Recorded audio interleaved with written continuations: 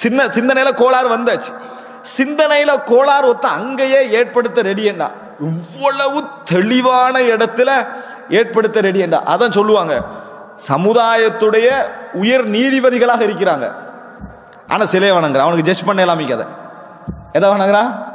சிலையை வணங்குறான். அவன் என்ன செய்யறவன்?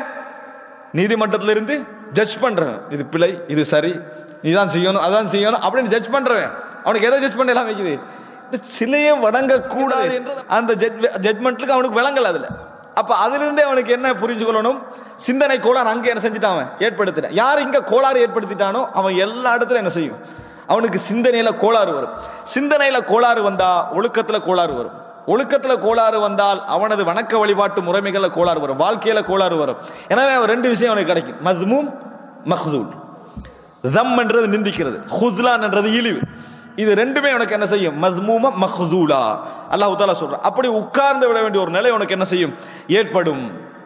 அன்புள்ள சகோதரர்களே, இப்போ முதலாவது ஒரு சிறந்த சமுதாயத்துக்கான முதல் விஷயமாக அல்லாஹ் தஆலா என்ன சொல்றான்? கொள்கை. என்ன கொள்கை? அல்லாஹ் ஒருவனை மட்டும்தான் வணங்கணும்.